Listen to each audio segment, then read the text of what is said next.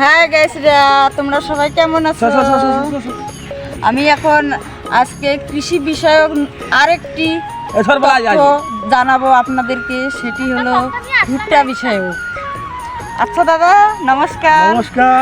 আপনি ভালো আছেন? হ্যাঁ ভালো আছে, তোমরা কেমন আছেন? আমিও ভালো আছি। এই ভুট্টা ক্ষেত কি সবগুলাই আপনার? হ্যাঁ আমার এইগুলো সব এগুলো আমার এইগুলা। আপনি ভুট্টা মানে আগের বছর কি ভুট্টা ক্ষেত করেছেন? হ্যাঁ আগের বছরও করছিলাম। আগের বছর কত দূর মানে আয় হয়েছে এই ভুট্টা ক্ষেতে?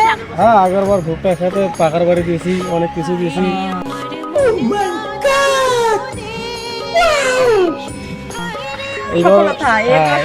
এই আগের বার দেখে এই জন্য এবার বেশি করে ভুট্টা খেল লাগাইছি। আর এখানে জাল দিয়েছি, মানে ছাগল টাগল আসছে ভুট্টার ভাত খাচ্ছে, এইগুলো জাল লাগাইছি। সচেতন, ঠিক আছে, সচেতন হওয়া শতগুণ ভালো।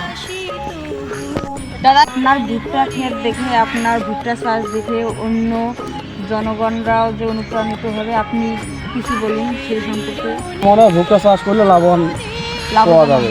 হ্যাঁ আপনার মনে হয় যে ভুট্টা চাষে অনেক লাভজনক হয়েছেন, যে অন্যরাও হতে পারে? হ্যাঁ অন্যরাও হতে পারে। ঠিক আছে দাদা, আপনার সাথে অনেকক্ষণ কথা বললাম। আচ্ছা ঠিক আছে, তাই নমস্কার, আবার দেখা হবে।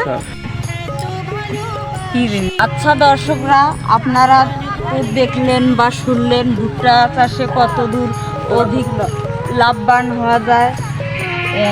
আবার একজনের দেখে অন্যজনরাও কীভাবে লাভজনক হবেন সেটাও বলল আর সেই দাদা। কিন্তু ভুট্টা চাষে আসলে লাভবান হওয়া যায় যদি ঠিক মতো ট্রিটমেন্ট নেওয়া হয়।